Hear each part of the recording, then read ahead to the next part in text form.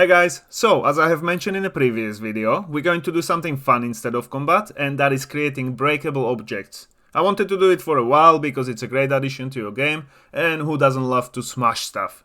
So, let's go ahead and start. First thing, I want to do one small fix from the previous video, because at the moment if you target any enemy and then run away from him until the enemy health bar heights, you can't target him again. And that is just because in the enemy we do have this event when we actually hide the enemy hat. So what we need to do is copy it, so it's here on the bottom, and we need to add it to the start health bar check on false. So here, when we actually start targeting him, we're going to unhide it. So this one needs to be false. So that should fix the issue. Now I can target him, run away, and then target him again. So that's working fine. Cool. Now for the breakable objects, first thing we need to do is actually download something that we're going to break. So let's go to Fab and just search for maybe some wooden box or crate, and here on the price I'm going to do free, obviously. And we can just get one of these boxes. I think this one looks pretty good. Simple wooden box. Or what else can we get? This one crate. I think this one looks even better. So I'm going to download this one. Doesn't matter which. Just download the ones you prefer or the ones that actually fit in your game. Add it to your project. And then once it's added, it will open up. I'm going to also transfer it to separate folder. So in third person and meshes, I'm going to right click, new folder, and this will be wooden crate. And then just transfer it there. So big crate. And we will drag it into wooden crate. Here, move it. And that way we have it all together, and we can rename it to wooden crate. A wooden box, wooden crate, underscore BP. And then drag it out. I can already see that pivot is wrong. And also this texture doesn't look the same. Is that the correct texture? Alright. Okay, so if you want to have the same crate from the Fab, you just need to put the texture on it, drag it on top of it. And then the pivot is wrong because it should be on the bottom, so let's go to modeling, Xform, edit pivot, and select the bottom, accept, and we have it on the bottom. That way we can press end on the keyboard and it will actually align it on the ground. Alright, so we have a crate done. Now we want to fracture it, same way as we did with the resources a while ago. So let's go to fracture mode. And here first what we need to do is create new geometry collection. So you want to be in this wooden crate, create new, and this will be just GC, geometry collection wooden crate, create it, and now we can fracture it. So you can select one of these fractures. I'm going to probably go for uniform, unless you got a brick, but this is wooden one, so maybe probably the uniform would be good. Or slice, cluster. Do you know what? I'm actually gonna do cluster, because that breaks into a little bit sharper edges. So cluster, I'll just probably leave it in the settings that it's already at. You don't have to change anything here. Material, radial seat, drag sides, and we can just fracture it. There is, before you do that, let's do explode amount. It shouldn't be at 0. For these ones, I'll do even 1. That's the way it's going to actually fracture, the way it's going to explode. So 1 is the highest amount. It's gonna go far away. So fracture, And you can see now this is the way it's going to explode. I think the pieces for this should be fine. And then we have it created, just save. And we have it here in the geometry collection. Save that as well. And then let's create the actual blueprint. So in third person blueprints, go to actors. Here we're going to, it doesn't need to be interactable, so we can just right click, create new blueprint class. This will be actor. Select it, and we can call it wooden crate underscore pp. If you want, you can call it breakable box or something, and then, you know, we can create the different ones from it. It doesn't need to be just a box. It can be like a barrel or anything else. So open it up, and here we're going to add component, which will be geometry collection. Oh, I did the wrong one. So again, geometry collection. Select it, and then on the bottom, if you scroll down to rest collection, we need to set it here. So we do have an iron ore, and I got 3. I don't have any plant or anything. I'm just going to do wooden crate. And then what we want to do is go to physics settings. First, search for simulate physics. Make sure it's enabled. Then we're going to search for, we're going to leave it at collision enabled, destructible. All these collisions are fine except for enemy, because we're going to do line trace that we're doing for enemies as well. So it needs to have a response to this collision channel. So we need to do block, otherwise it won't do anything. So we're basically going to be tracing for this box, same as we trace for enemy. Compile and save. And now what we need to do is first we need to actually break it in some way. So at the moment, let's test it out if it works. You can delete this part. You can get this wooden crate. It won't look like this. It's not already shattered, but just move it high up, play the game. And as you can see, it's shattered. Not straight away, but when it hit the ground. Alright, so you can see now I'm walking on these pieces. We don't want to do that. We want to set up collision. But it's not as easy as it would be for different assets, because we can't just drag out the geometry collection and then set like collision response to channel. Collision response to channel, because it won't do anything. This is basically, you can set for pawn, for player to ignore. It won't do nothing because it's not the geometry collection anymore, it's the fragments it created. So we will create custom collision channel. For that, let's go to File, Edit, Project Settings, and we will find Collision. So down here, click on it, and here in the presets, you do have ones that we already have created. We're going to add new, and here we can call it Fragments, which will be the small fragments after we break it. Here we're going to do physics only. World static is fine. Description, fragments from house physics. And then for visibility, we're going to ignore. Camera we want to ignore because we don't want these fragments when they break to block the camera. That won't look good. And enemy we're going to ignore so we can't hit it again. And then world static, we will leave. Only thing we need to ignore from these ones is pawn, because we don't want player to actually collide with it anymore when it's broken. Accept. And now remember what you called it, which is fragments.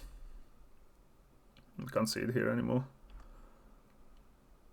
Pawn, collision. Oh, I can't see it. Fragments on the bottom. Cool, so fragments. I'll close this. And then what we want to do is on the geometry collection, when you go to collision or search collision, And here we got collision profile per level. And these levels are, as it goes to 0, it is basically when it's not broken. So we won't set it for anything, we will leave it at 0 because this will be this default collision which we have set up here. And we need it because we do have this enemy trace. But when it breaks the first time, there is 2 breaking points basically. So the first one we need to set to fragments manually. So type in fragments. And second one will also be fragments. Although not all the breakable boxes use the second one as well. So just leave it at fragments, compile and save. And now when it will be broken, as you can see, I can walk through it and I'm not colliding with it. If you want to control how this box is broken, because as you can see some of the pieces are sharper as well, you can change the geometry collection settings when you fracture it. But I think mostly it's because the box as well is not empty inside. So it doesn't look that good because there is big pieces, it looks like a rock. So the best thing probably would be either to get a different box or create box yourself. And that way you can just create 4 sides with empty middle basically. So that will be my recommendation, and I will probably do it myself as well. But for now this is fine. What we want to do now is we want to smash it only when the player actually damages it with weapon. So let's put it on the ground, so just press end. And now it should have enough damage threshold to withstand the player moving against it. So as you can see, if I run against it, it doesn't break. So that is fine, that's what we want. If your box is breaking, you need to change the damage threshold on the collection. So that one is, if we go back to meshes and wooden box, wooden crate, this one, this geometry collection GC, you need to change the damage threshold here to higher values, so it doesn't break when the player just walks next to it. And then the way we're going to damage it is we already line tracing in a combat component for enemy. So this one has a tag of enemy. So what we can do is event point damage, which we're calling on the enemies as well and on the player. So when that happens, is first thing we're going to get is we will check the branch. And we will create new variable, and this will be destroyed because we want to check if it's not already destroyed. So check it, and if we are not destroyed, we're going to set it straight away to true. So we are destroyed, and then we're going to first spawn actor.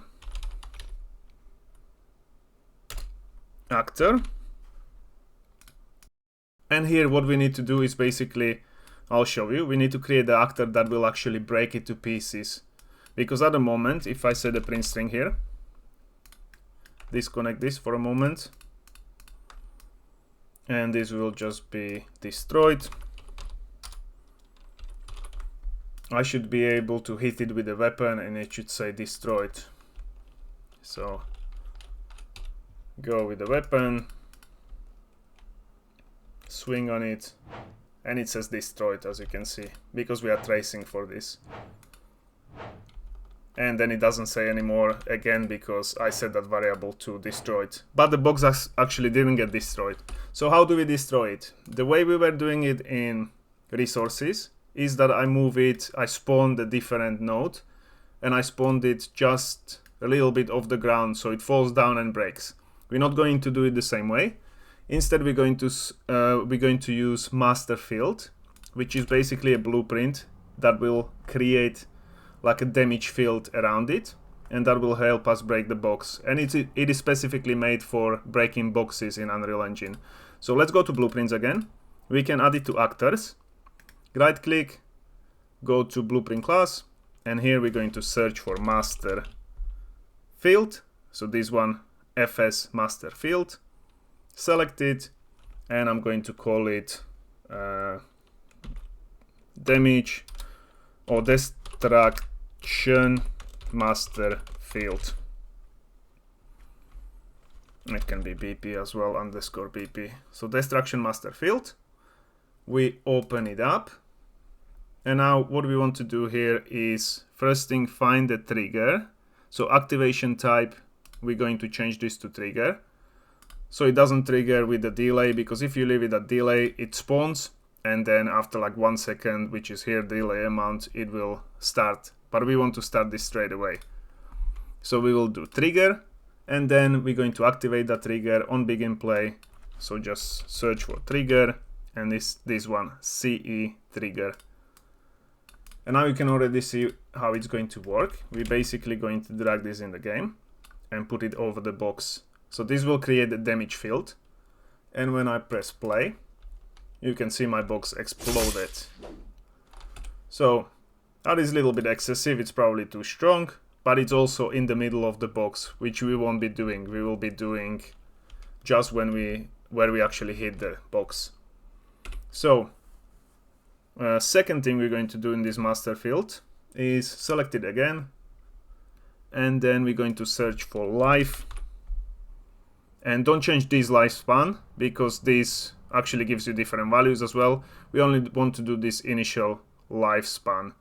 So 0, as you can see, will be forever, but what we want to do is only have it out for 1 second, so it doesn't keep damaging anything around it. So it will destroy itself after 1 second.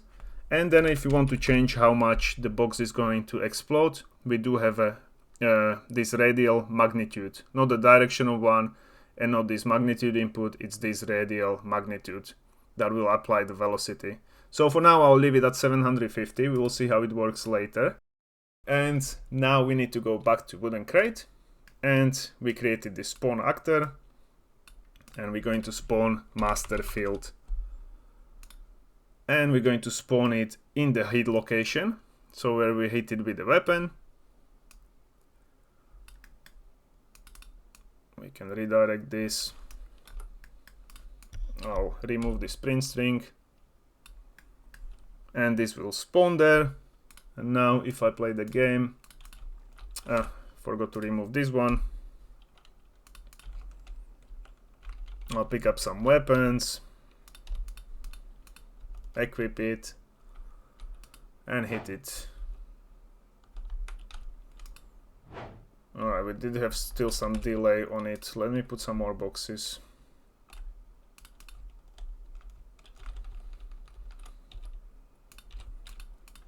Let me check again. So hit it. Alright, there is a big delay there. So what I probably haven't done is where was it? Search for default. I did a trigger.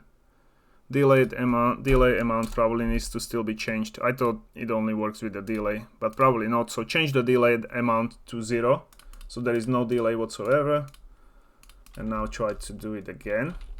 Pick up some weapons and hit it. There is still a delay. So that doesn't look very good. Why is there a delay? So let's check if I'm spawning the correct master component. So wooden crate.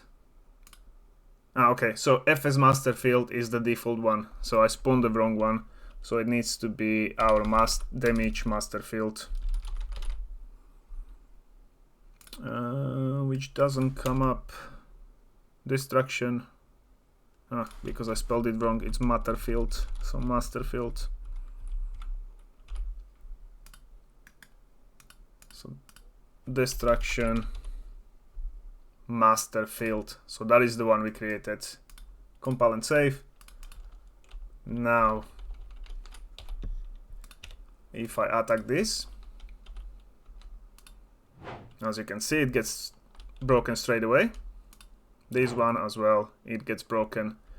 I think the magnitude of the being broken is fine. It doesn't need to be stronger. Maybe we can move it by like 100, but sometimes you hit it differently from the correct angle and it can explode too much. So let me just test it one more time with a smaller weapon and show you. There we go. Alright, so maybe we can do it a little bit stronger. So in the destruction field, we can now change the magnitude, and I'll do like 900.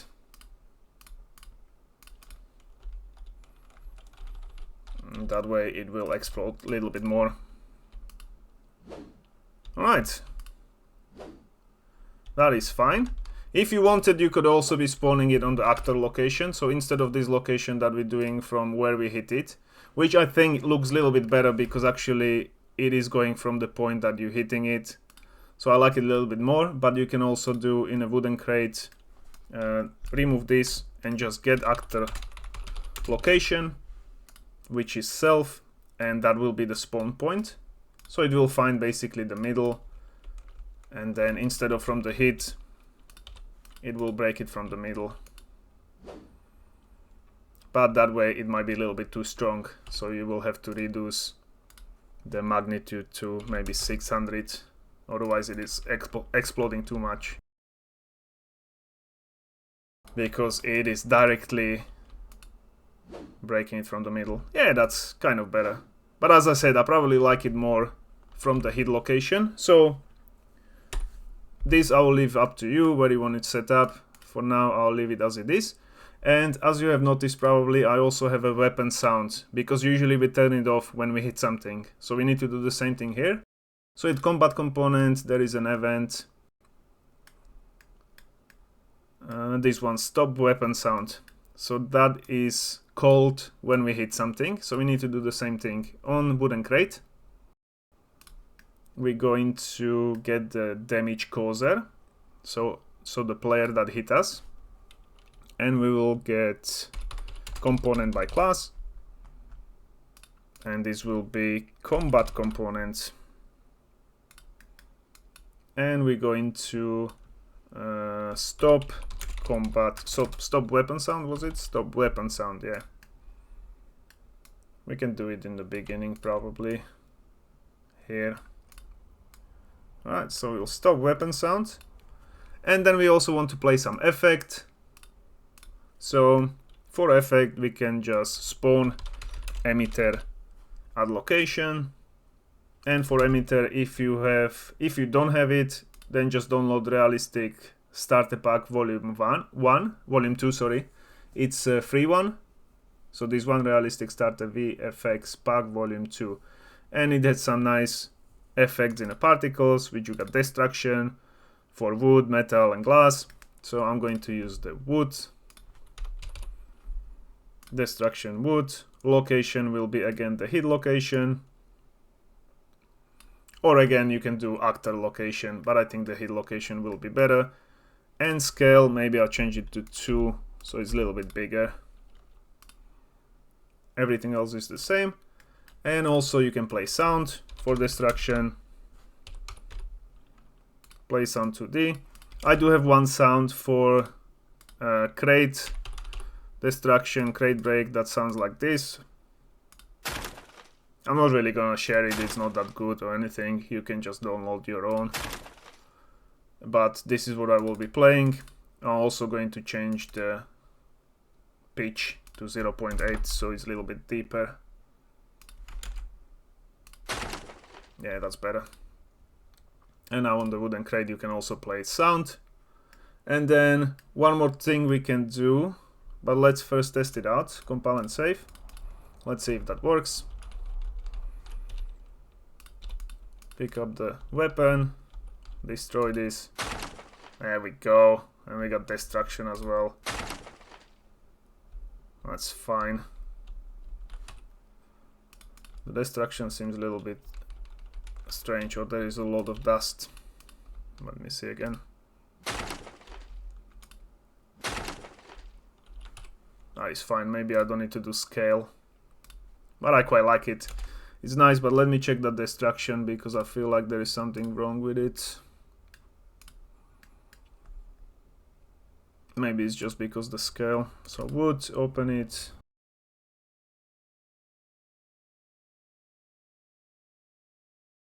Oh, it is fine. Alright.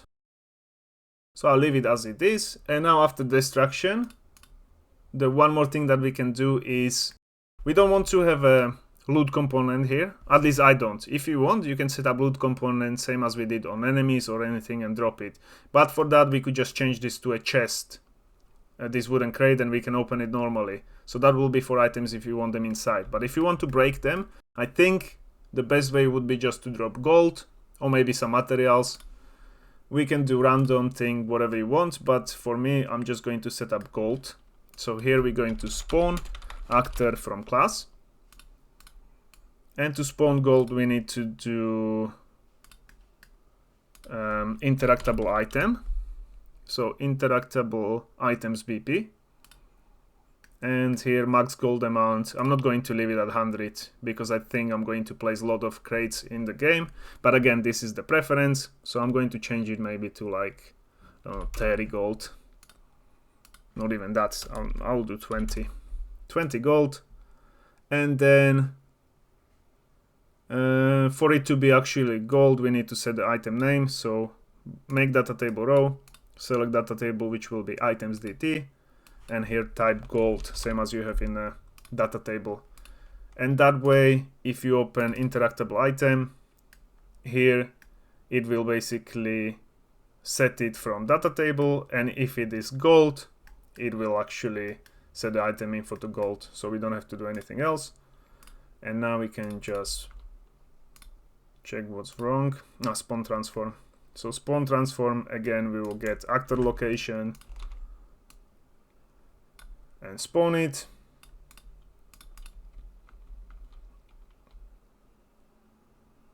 And then now if you play the game, get weapon again, and I'll destroy it. There we go. Okay, this one exploded too much. And I have a gold there, so I can pick up gold. From this one it flew away, but it's gold. I actually thought we do have some gold effect. We have an emitter on the gold in interactable items. No, we don't. Okay, so one thing I'm going to quickly set up is I want to have that small little emitter effect on the gold as well. So I think we have it on the loot bag. This one here, this loot emitter. You can't see it very well now, but these things basically. So I'm going to copy it from here, add it to interactable items. Loot emitter, going to search for hidden in game and hide it. So check true. Then go to event graph and am I in the wrong item? Interactable item? No.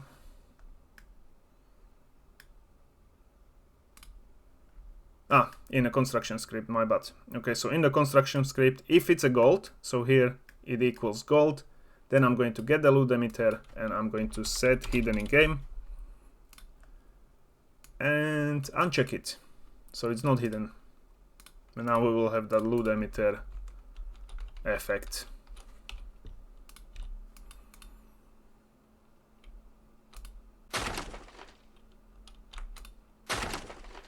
Alright, and you can see it here where the gold is. It looks a little bit better. So we can pick it up, and I looted 7 and 12 gold. And I can't walk on these pieces. And one more thing, you can see the pieces are staying here. So to actually destroy them, we need to go to this GC wooden crate. And there is a sleep timer. Remove on sleep. And sleep minimum and maximum. So when it starts going to sleep, I'll do probably like 3 to 5 seconds. And removal duration will be 2 to 3 seconds. So how long it takes for them to disappear. They will get progressively smaller until they go away completely. So now destroy it. Destroy it. And what we could do is also put a goal that it doesn't always drop. So that's usually how it's done in games for crates. So I'm going to go to wooden crate, and what we can do here, can do random integer in range. range will be 0 to, I don't know, 100. And if this value, so branch, if this value is greater than 70, so we will have 30% chance to drop gold. So if it's greater than 70, then we're going to spawn this actor, otherwise we won't do anything. So this way, even if I place more crates. Also, probably don't place them too close together, because then you would have to play with the radius of that destruction actor, this destruction master field, because if they're too close together, the destruction actor from one crate will destroy the other one as well. Which is not a massive problem, but it won't look good like this probably. Oh, this one's fine. So drop it. And this one, and this one. And so I have, out of 5 crates, I do have 1, 2, 3 gold, which is pretty good. So I got lucky. Yeah, and that's pretty much it. All you have to do now is, if you want to create different shapes or something, either you can change the mesh, but you also need to change the breakable mesh. But I think the best thing would be to actually create child blueprint class from this wooden crate and then change it there directly. And also you can change the sound, like create a variable from it. So like in wooden crate, this sound here, you can promote to variable and then set it in each child of the blueprint to be something else, or custom one, or whatever. Also you could do multiple sounds, so here, and like make an array of the sounds and then pick one at random. Anything up to you, it's highly customizable. So hope you enjoyed this video. I think I really did. I love the fact that now we have a destructible boxes, and I'll see you in the next one. Bye.